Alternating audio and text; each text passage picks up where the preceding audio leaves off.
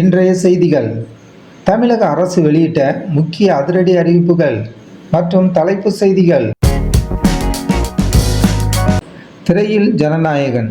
IAS IPS அதிகாரிகளுடன் முதல்வர் விஜய்.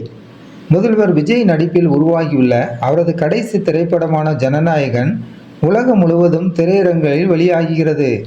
இப்படத்தின் சிறப்பு காட்சியை சென்னையில் மூத்த ஐஏஎஸ் மற்றும் ஐபிஎஸ் அதிகாரிகளுடன் முதல்வர் விஜய் கண்டு ரசித்தார். பட்ஜெட்டில் அதிரடி அறிவிப்புகள் வருமா? வருகிற ஆகஸ்ட் 5ஆம் தேதி தமிழக சட்டப்பேரவையில் நிதிநிலை அறிக்கை தாக்கல் செய்யப்பட உள்ளது. இதில் மகளிர் உரிமை தொகை உயரும் மற்றும் பேருந்து பயண திட்டங்களில் புதிய சலுகைகள் குறித்த அறிவிப்புகள் இடம்பெறுமா என்ற எதிர்பார்ப்பு பொதுமக்கள் மத்தியில் அதிகரித்துள்ளது. மின் கட்டண சிக்கலுக்கு தீர்வு கிடைக்குமா? மின் பயன்பாட்டை கணக்கிடுவதில் உள்ள குறைபாடுகள் மற்றும் உயர் மின் கட்டணம் குறித்து புகார்கள் எழுந்துள்ளன. இதற்கு தீர்வாக மின்சார வாரிய செயல்பாடுகளில் வெளிப்படைத்தன்மையை கொண்டுவர புதிய ஆலோசனைகள் அரசுக்கு வழங்கப்பட்டுள்ளன. திட்டங்களின் பெயர் மாற்றம் நிர்வாக மாற்றமா, அரசியல் நோக்கமா? தமிழகத்தில் ஆட்சி மாற்றத்திற்கு பிறகு முந்தைய அரசின் சில நலத்திட்டங்களின் பெயர்கள் மாற்றப்பட்டு வருவது விவாதங்களை ஏற்படுத்தியுள்ளது. இது ஒரு வழக்கமான நிர்வாக நடைமுறையா அல்லது புதிய அரசின் அடையாளத்தை உருவாக்கும் முயற்சியா என்பது குறித்த விவாதங்கள் எழுந்துள்ளன. ரேஷன் கார்டு பயோமெட்ரிக் சரிபார்ப்பு தீவிரமடைந்துள்ளது. கோவை உள்ளிட்ட மாவட்டங்களில் ரேஷன் கார்டுகளில் உள்ள விவரங்களை சரிபார்க்கும் பணி தீவிரமாக நடைபெற்று வருகிறது. இறந்தவர்களின் பெயர்களை நீக்கவும், குடும்ப உறுப்பினர்களின் பயோமெட்ரிக் தகவல்களை புதுப்பிக்கவும் வீடு தேடி சென்று ஊழியர்கள் பணிகளை மேற்கொண்டு வருகின்றனர். எம்எல்ஏ மார்க்கண்டேயன் பேச்சு இணையத்தில் வைரலாகும் வீடியோ. விளாத்திக்குளம் சட்டமன்ற உறுப்பினர் மார்க்கண்டேயன் தனது ஆதரவாளர்களிடம் பேசியதாக கூறப்படும் வீடியோ ஒன்று சமூக வலைத்தளங்களில் பரவி வருகிறது. இது குறித்து பல்வேறு அரசியல் தரப்பினர் தங்கள் கருத்துக்களை பகிர்ந்து வருகின்றனர். தொகுதி மறுவரையறை அரசியல் நகர்வுகள் என்ன? மத்திய அரசின் தொகுதி மறுவரையறை மசோதா தொடர்பாக பல்வேறு தரப்பிலும் கருத்துக்கள் பரிமாறப்பட்டு வருகின்றன.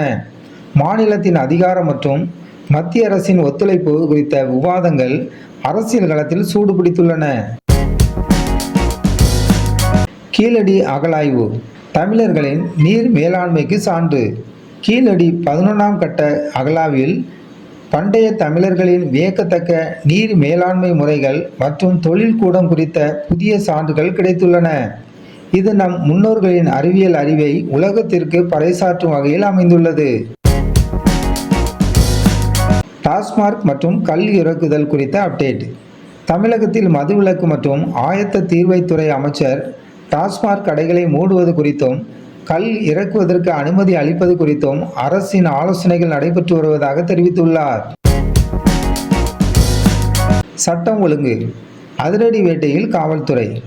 மாநிலம் முழுவதும் குற்ற செயல்களை கட்டுப்படுத்த முதல்வர் விஜய் மற்றும் காவல்துறை உயர் அதிகாரிகளின் உத்தரவின் பேரில் முன்னெச்சரிக்கை நடவடிக்கைகள் மேற்கொள்ளப்பட்டன.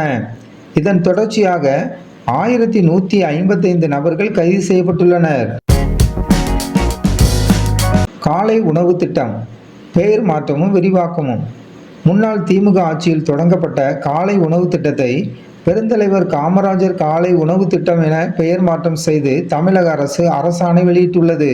மேலும் இத்திட்டம் 6 முதல் 8ஆம் வகுப்பு வரையிலான மாணவர்களுக்கு விரிவுபடுத்தப்பட்டுள்ளது.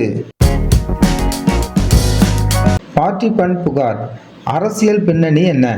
சட்டமன்றத்தில் முதல்வர் விஜய் எழுப்பிய பார்ட்டி ஃபண்ட் குறித்த புகார் மாநில அரசியலில் முக்கிய விவாத பொருளாக மாறியுள்ளது. இது குறித்து விரிவான ஆய்வுகளை மேற்கொள்ளுமாறு சம்பந்தப்பட்ட துறைகளுக்கு அறிவுறுத்தல்கள் வழங்கப்பட்டுள்ளன. ஜனநாயகன் ரிலீஸ் நிறுவனங்களின் விடுமுறை அறிவிப்பு. விஜய் நடிக்கும் கடைசி படம் என்பதால் ரசிகர்களிடையே மிகுந்த எதிர்பார்ப்பு நிலவுகிறது. இதனை முன்னிட்டு திருப்பூர் மாவட்டத்தில் உள்ள முன்னணி நிறுவனம் ஒன்று பணியாளர்களுக்கு அரை நாள் விடுமுறை அளிப்பதாக அறிவித்துள்ளது. அரசியல் மற்றும் ஆட்சி நிர்வாகம். நீட் விவகாரமும் அரசியல் தீர்வும். டெல்லியில் நீட் தேர்வு விவகாரத்திற்காக போராடிய தலைவர்கள் கைது செய்யப்பட்டதற்கு தமிழக அரசு தனது கண்டனத்தை பதிவு செய்துள்ளது. கல்வி தொடர்பான அதிகாரத்தை மாநில பட்டியலுக்கு மாற்றுவதே இதற்கான நிரந்தர தீர்வாக இருக்கும் என்று தமிழக அரசு வலியுறுத்துகிறது. தாவேக அமைச்சர் ஆதவ் அர்ஜுனா கருத்து. ராகுல் காந்தி, பிரியங்கா காந்தி உள்ளிட்டோர் கைது செய்யப்பட்டதை ஜனநாயகத்தின் மீதான தாக்குதலாக அமைச்சர் ஆதவ் அர்ஜுனா விமர்சித்துள்ளார். கல்வித்துறை நிலைப்பாடு. நீட் தேர்வை ரத்து செய்ய வேண்டும் என்பதில் தமிழக அரசு உறுதியாக உள்ளது. கல்வியை மாநில பட்டியலுக்கு மாற்ற வேண்டும் என அமைச்சர் அருண்ராஜ் கோரிக்கை விடுத்துள்ளார். போராட்ட களமும் அமைச்சர் ராஜ்மோகனின் விளக்கமும். போராட்டம் என்பது அமைதியான முறையில் இருக்க வேண்டும் என்றும், பொதுமக்களுக்கு இடையூறு ஏற்படுத்தும் வகையிலான சாலை மறியல்களை தவிர்க்க வேண்டும் என்றும் அமைச்சர் ராஜ்மோகன் கருத்து தெரிவித்துள்ளார்.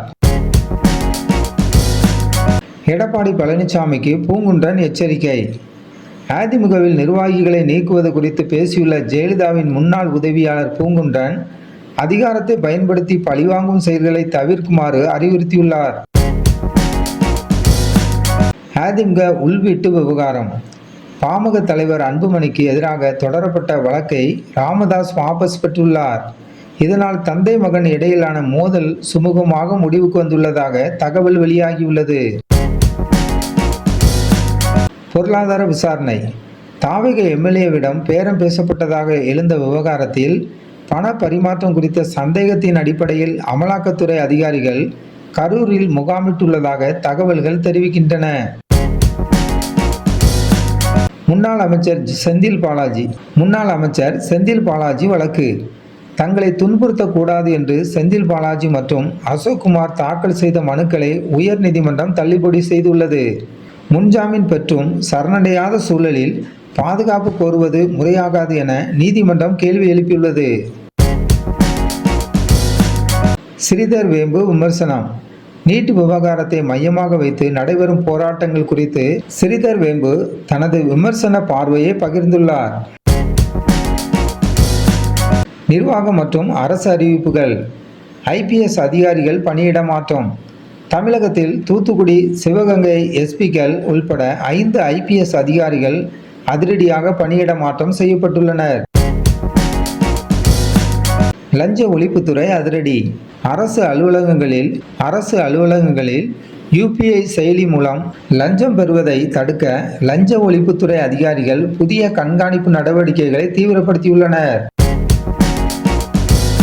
இணையவழி பத்திரப்பதிவு.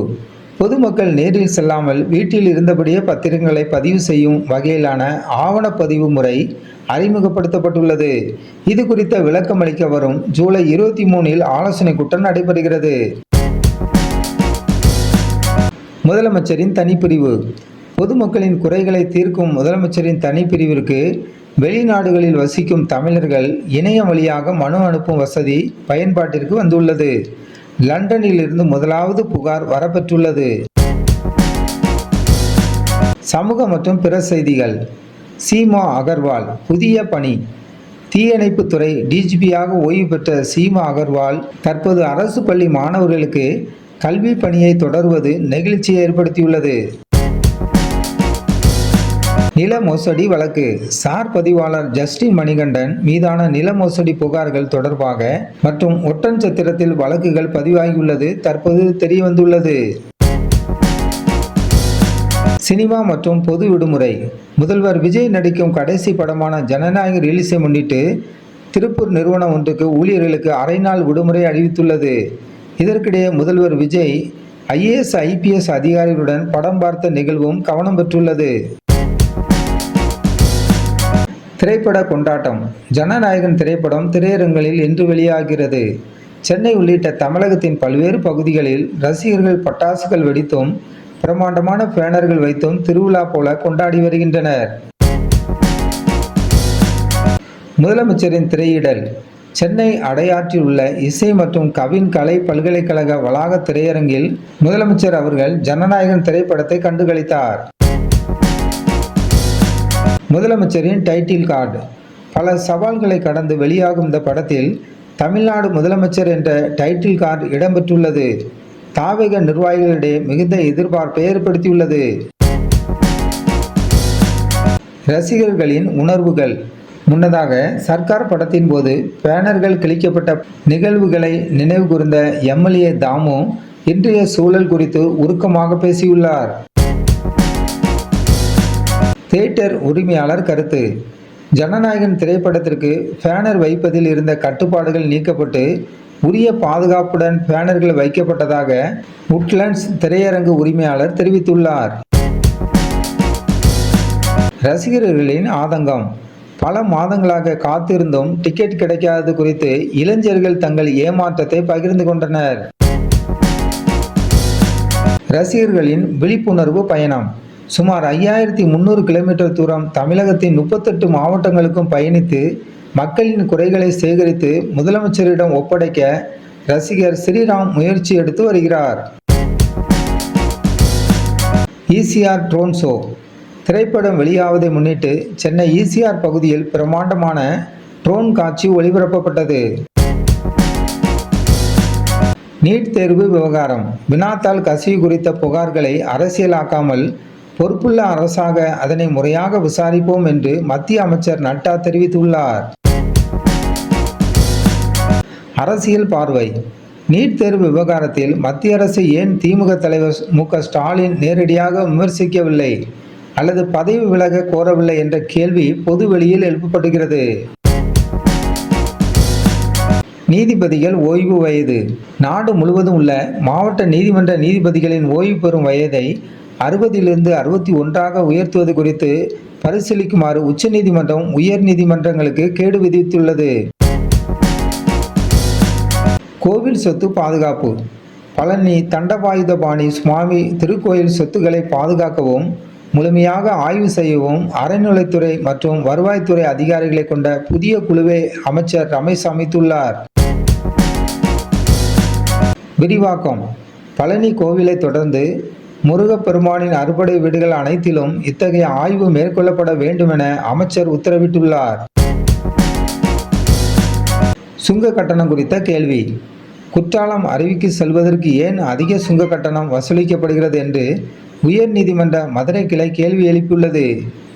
இயற்கை வளங்களை அனுபவிக்க கட்டணம் விதிப்பது குறித்து நீதிமன்றம் கண்டனம் தெரிவித்துள்ளது.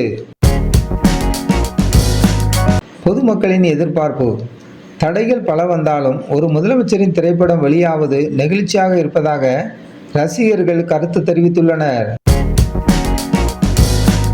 சமூக ஒற்றுமை: சினிமா கொண்டாட்டங்கள் ஒருபுறம் இருந்தாலும் பொறுப்போடு நடைபெற வேண்டும் என்பதே பலரின் எதிர்பார்ப்பாக உள்ளது. மரியானோவா நியூஸ் சேனலுக்கு புதியவராக இருந்தால் மரியானோவா நியூஸ் சேனலை சப்ஸ்கிரைப் பண்ணுங்க.